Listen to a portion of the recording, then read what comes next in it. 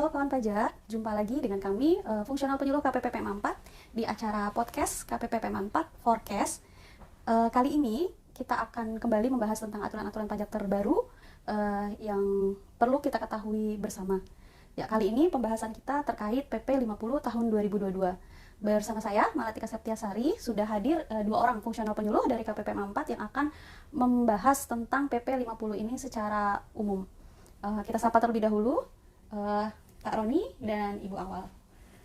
Perlu kawan pajak ketahui bersama bahwa PP 50 tahun 2022 ini mulai berlaku pada tanggal 12 Desember 2022. PP 50 tahun 2022 ini merupakan aturan yang diamanahkan oleh Undang-Undang Harmonisasi Peraturan Perpajakan Nomor 7 Tahun 2021. PP ini merupakan pengganti dari PP 74 Tahun 2011 yang telah diubah dengan PP Nomor 9 Tahun 2021. Baik, di pembahasan kita kali ini, karena PP 50 ini cukup panjang ya kawan pajak, ada sekitar 15 bab, 75 pasal, maka di pembahasan kita kali ini kita akan memfokuskan pada bahasan 4 bab saja gitu. Yang pertama, bab 4 terkait penetapan dan ketetapan, lalu bab 5 upaya hukum, bab 7 terkait pembetulan, terkait penagihan, dan bab terakhir bab 9 terkait persetujuan bersama. Mungkin langsung saja kawan pajak kita bahas bersama. Yang pertama mungkin terkait perubahan mendasar yang ada di PP 50 ini, Pak Roni. Ya. Bisa dijelaskan? Ya, jadi mungkin saya coba menyampaikan ada 4 perubahan yang benar-benar baru ya di PP 50 ini. Yang pertama itu terkait dengan integrasi data kependudukan dengan data perpajakan yang diatur di bab 12 PP 50. Nah, ini dengan adanya integrasi ini tentunya ada kewajiban dari wajib pajak untuk melakukan validasi atau aktivasi ini menjadi NPWP ya. Jadi setelah bagi wajib pajak lama ya yang sudah terdaftar sebelum 14 Juli itu diberikan kesempatan untuk melakukan aktivasi ini menjadi NPWP. Bahkan untuk wajib pajak yang baru yang terdaftar sejak 14 Juli 2022 ini akan diaktifasi NIK-nya oleh tugas di KPP seperti itu. Nah, jadi emang integrasi basis data kependudukan dan perpajakan ini diatur di pasal 12 dan akan bersinggungan mempengaruhi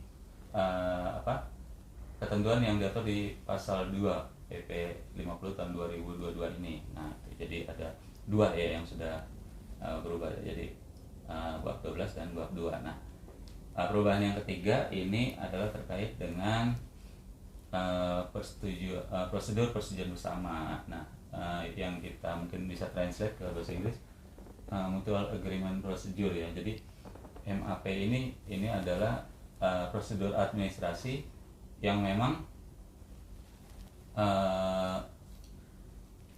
ada di P3B untuk menyelesaikan perselisihan dalam penerapan P3B atau persetujuan penghindaran pajak berganda seperti itu. Nah, jadi ada prosedur persetujuan bersama. Nah, ini merupakan bagian dari upaya hukum yang bisa dilakukan oleh wajib pajak ya. Dalam hal ada sengketa antara wajib pajak dengan DJP seperti itu. Nah, yang mempengaruhi bab 9 tentang prosedur persetujuan bersama ini adalah bahwa akan terbit SK persetujuan bersama ya. Siapa yang menerbitkan? Yaitu Direktorat Jenderal Pajak. Tapi sebelum diterbitkan tentu ada persyaratannya, nanti kita akan bahas lebih lanjut. Dan SK persetujuan bersama ini akan bersinggungan atau akan menyebabkan banyak perubahan di pasal-pasal di PP 50 ini ya. Misalnya tentang putusan rugi fiskal ya. Jadi salah satu ketetapan yang bisa menyebabkan putusan rugi fiskal salah satunya adalah surat keputusan persetujuan SK persetujuan bersama ya. Jadi SK persetujuan bersama itu menyebabkan putusan rugi fiskal. Nah, bila ada maka wajib pajak itu bisa membutuhkan SPT tahunan yang memang putusan rugi fiskalnya itu sudah dikompensasikan seperti itu. Nah, itu terkait dengan putusan rugi fiskal. Nah, juga SK persetujuan bersama ini juga terkait dengan ketentuan lain ya, seperti dasar pengembalian pembayaran pajak. Jadi yang sebagaimana kita ketahui dasar pengembalian pajak selama ini kan seperti misalnya SKPLB, SKP, PKP. Nah, SK persetujuan bersama ini dapat menyebabkan kelebihan pembayaran pajak seperti itu. Nah, perubahan yang terakhir adalah tentang pajak karbon ya. Pajak karbon diatur di bab 13. Nah, ini adalah pajak atas emisi ya. Emisi yang dihasilkan oleh perusahaan, emisi karbon yang dihasilkan atau pungutan pajak yang ditetapkan atas penjualan barang-barang yang memang mengandung emisi karbon. Mungkin itu sekilas perubahan PP 50 tahun 2022. Ya, baik. Kita langsung masuk ke pasal 27 mungkin ya Pak, tentang ketetapan, penerbitan ketetapan.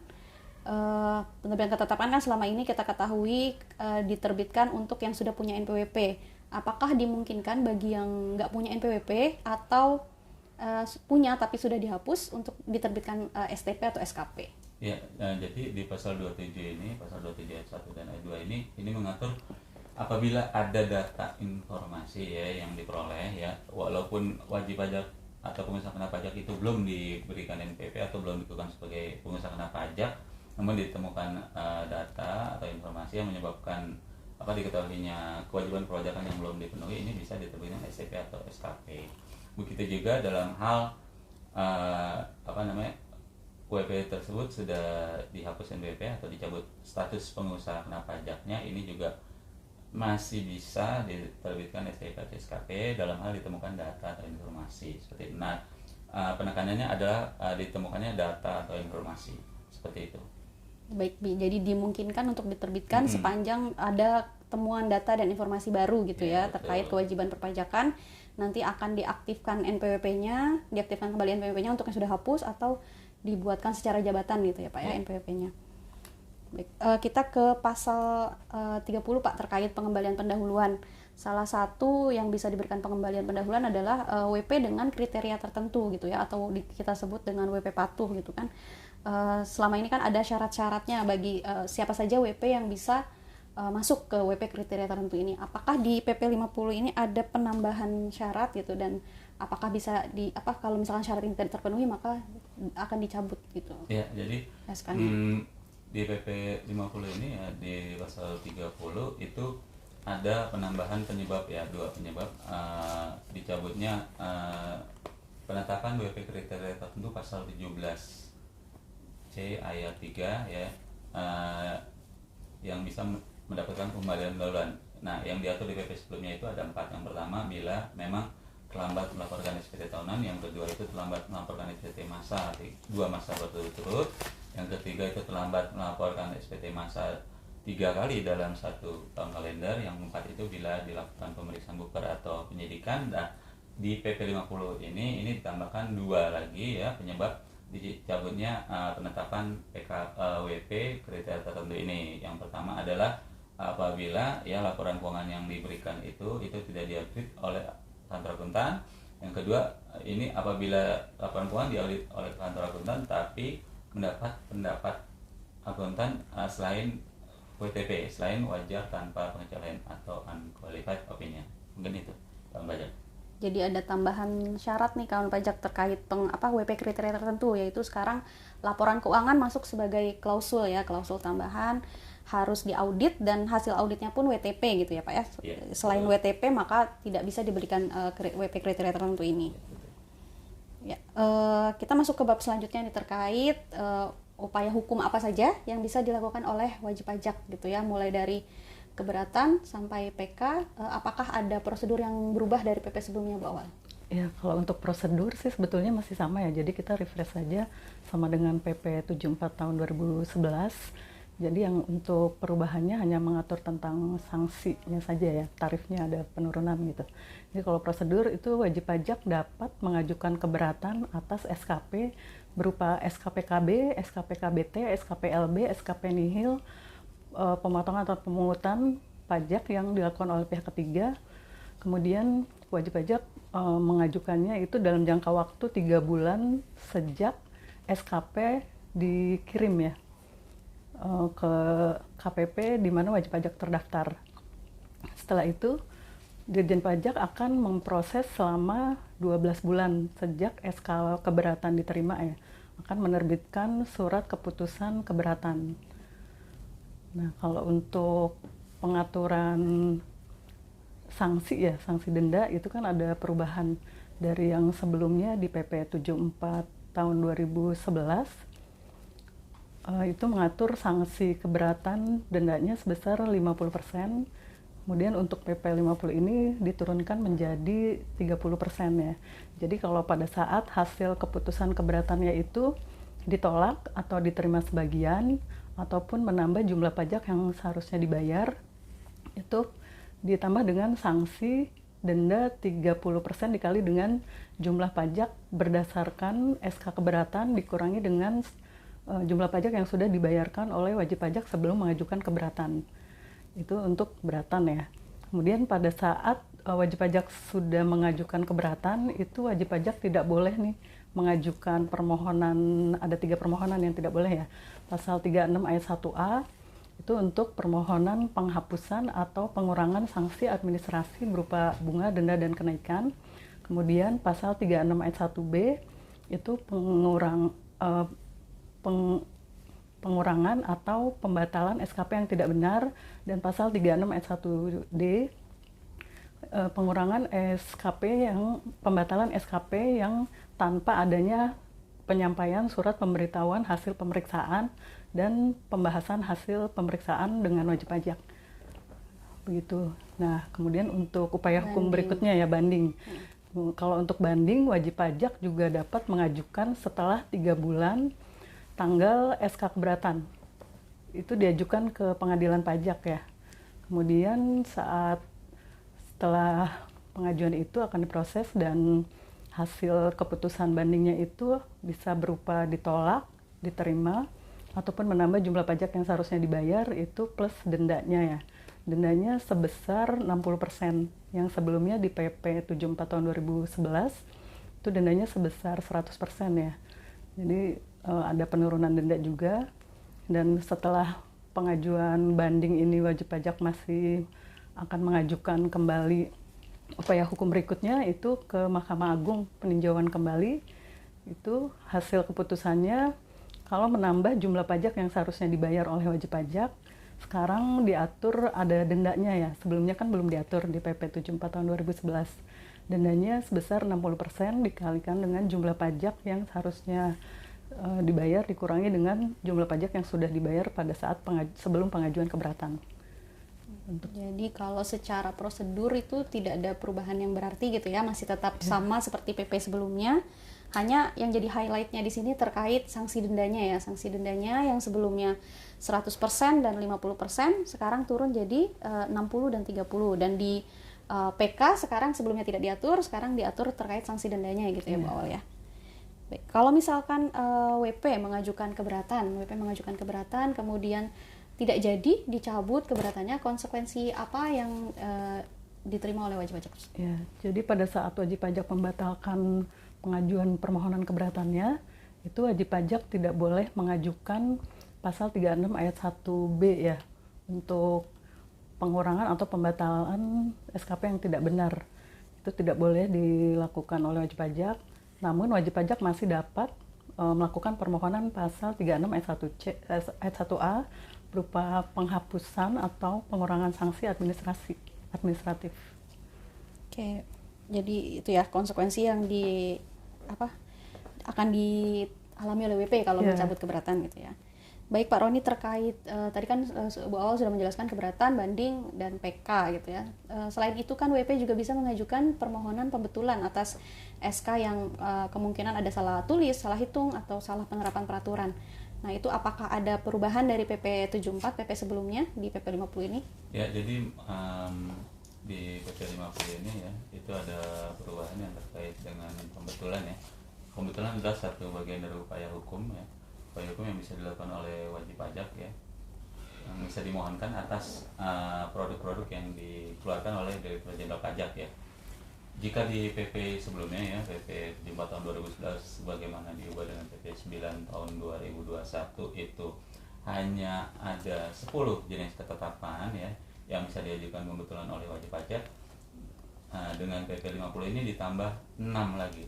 6 jenis ketetapan yang bisa diajukan permohonan pembetulan.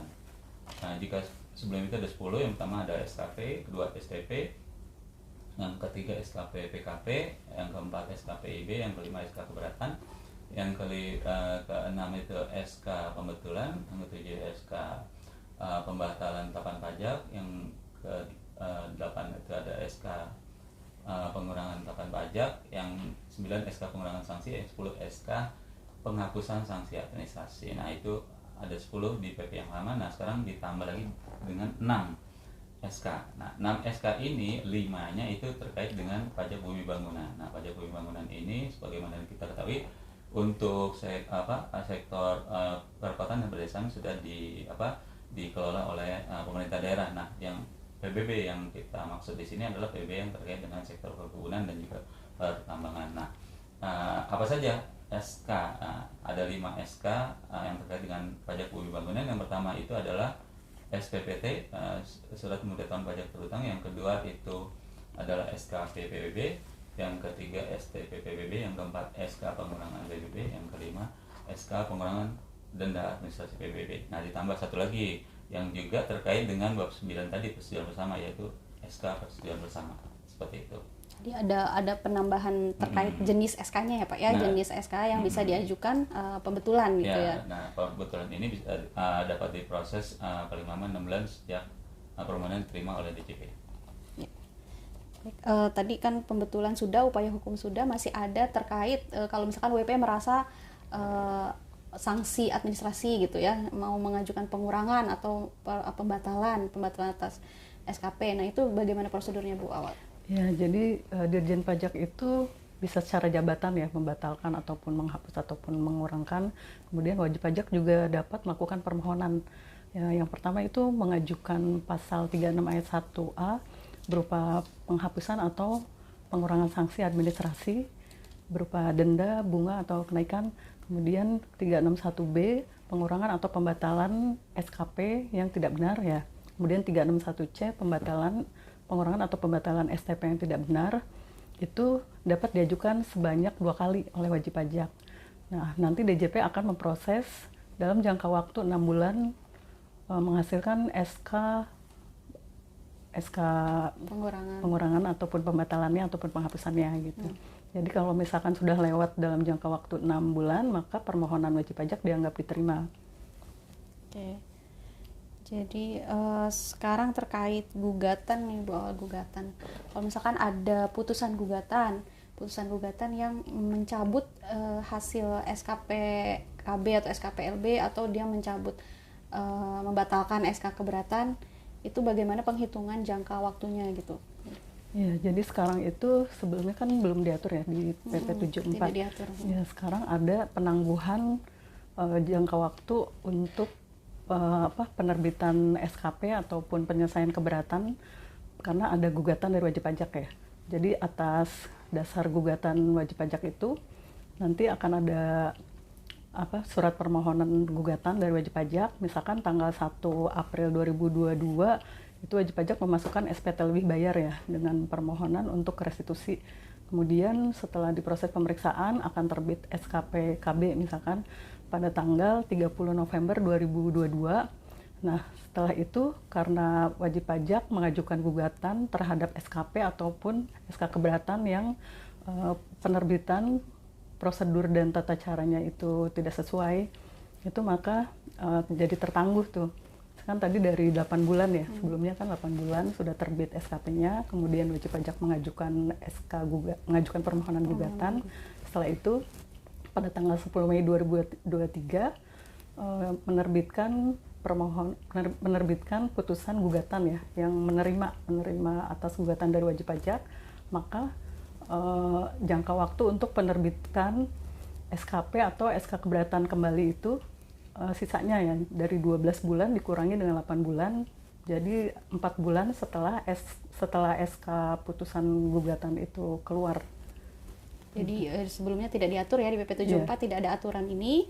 Di PP 50 ada aturan ini bahwa ada jangka waktu tertangguh ketika gugatan diajukan oleh wajib pajak, maka proses selama jangka waktu gugatan itu tidak terhitung gitu ya, dan nanti dia akan menjadi jangka waktu baru selisihnya untuk penerbitan SKP kembali gitu ya. Baik, kita masuk ke bab selanjutnya nih kawan pajak, bab 7 ya, terkait penagihan gitu ya, penagihan. Sepertinya kan tidak ada yang berubah signifikan ya di sini ya terkait penagihan. Mungkin apa sih, ada penambahan apa gitu ya di pasal yang terkait penagihan ini? Ya, jadi kalau untuk dasar penagihan itu kan dulunya hanya berupa SKP, SKP KB, SKP KBT ya, SKP SK keberatan, SK putusan banding, SK peninjauan kembali gitu. Nah, di PP 50 tahun 2002 ini ada SK persetujuan bersama. Jadi itu bisa dipakai sebagai dasar penagihan. Kemudian ada juga untuk klaim pajak ya. Klaim pajak itu adalah permohonan bantuan kepada negara mitra atau yurisdiksi. Itu juga bisa dijadikan sebagai dasar penagihan pajak. Itu kalau untuk jatuh temponya tetap 1 bulan ya. 1 bulan, jika tidak dilunasi oleh wajib pajak maka nanti 7 hari akan terbit surat teguran. Itu jadi klaim pajak sama SK persetujuan bersama nih. Ya, ada 2 penambahan. 2 penambahan ya, dan ada satu lagi sih kalau untuk yang STP pasal 14 ayat 4 yang belum inkrah, yang sebelumnya kan masih udah menjadi utang pajak ya. Pajak. Nah, untuk saat ini belum sebagai utang pajak gitu. Perubahannya itu sih. Bukan pajak. Mungkin kita lanjut ke bab terakhir ya Pak Roni yang dibahas di PP 50 ini, yang kita bahas di podcast kita kali ini tentang persetujuan bersama gitu ya. Tadi sudah disinggung di awal, mungkin bisa dijelaskan lebih detail lagi Pak Roni terkait persetujuan bersama ini. Ya, persetujuan bersama yang diatur di bab 9 ya PP 50 tahun 2022 ini memang ini harus dibaca juga detail definisinya ya. Itu ada diatur di pasal 1 angka 13, angka 14, angka 15 dan angka 42. Pasal 1 angka 13 itu mendefinisikan tentang D3B, persetujuan penghindaran pajak berganda. Pasal 1 angka 14 mendefinisikan tentang prosedur persetujuan bersama. Lalu pasal 1 angka 15 itu mendefinisikan tentang persetujuan bersama itu sendiri, dan yang terakhir pasal 1 angka 42 itu mendefinisikan tentang SK persetujuan bersama. Jadi ada banyak definisi. Nah, mungkin kita coba persingkat ya. Jadi prosedur persetujuan bersama itu apabila memang sudah dilakukan ya oleh pejabat di 2 negara ya, itu akan menghasilkan yang namanya putusan persetujuan bersama. Nah, putusan persetujuan bersama ini bisa dieksekusi menjadi SK persetujuan bersama yang dikeluarkan oleh DJP sebagai ketetapan ya. Dalam hal memang sudah ada pemberitahuan secara tertulis ya oleh pejabat di negara mitra P3B, dan DJP juga sudah merespon secara tertulis bahwa persetujuan bersama bisa dieksekusi seperti itu. Nah, dalam hal terjadi sengketa dan wajib pajak ini mengajukan misalnya prosedur upaya hukum seperti keberatan, seperti banding, peninjauan kembali, gugatan, atau pengurangan atau pembatalan ketetapan pajak, ini SK persetujuan bersama ini bisa ya diterbitkan oleh DJP, namun dengan syarat ya wajib pajak ini mencabut ya permohonan tadi keberatannya, mencabut bandingnya, mencabut peninjauan kembali ya kan, gugatan, permohonan pengurangan ketetapan atau pembatalan ketetapan. Jadi seperti itu. Nah, prosedur persetujuan bersama ini adalah merupakan ketetapan dari salah satu ketetapan yang baru seperti itu. Baik. Ya, demikian kawan pajak forecast kita kali ini. Mungkin sebelum ditutup saya coba review ulang terkait yang tadi disampaikan. Jadi di PP 50 ini ada 4 perubahan mendasar kawan pajak. Yang pertama itu tadi terkait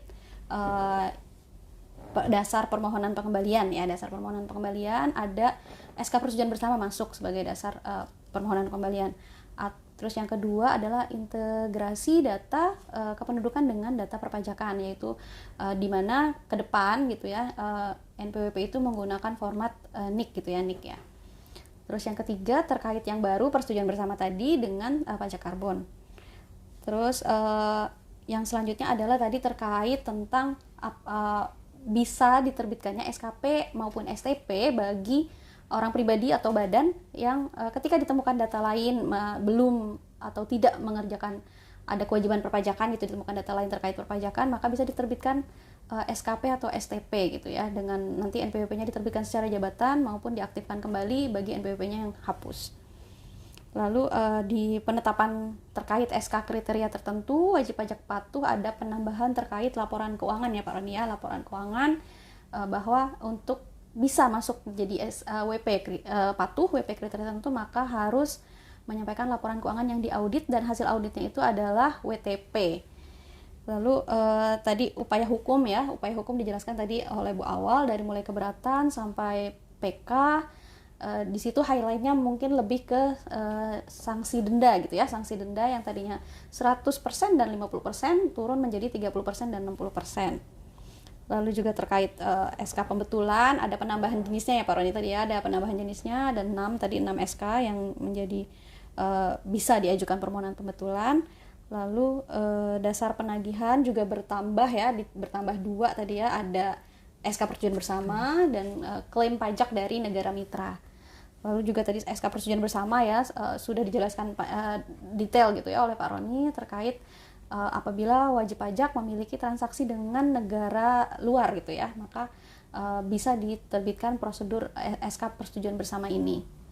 Baik kawan pajak, demikian forecast kita kali ini, semoga bisa menjadi tambahan pengetahuan baru buat kawan pajak.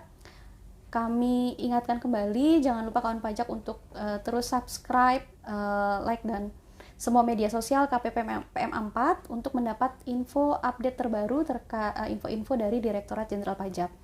Saya selaku moderator dan juga para narasumber mohon maaf jika selama podcast tadi ada banyak kekurangan. Terima kasih.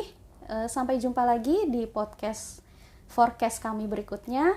Assalamualaikum warahmatullahi wabarakatuh.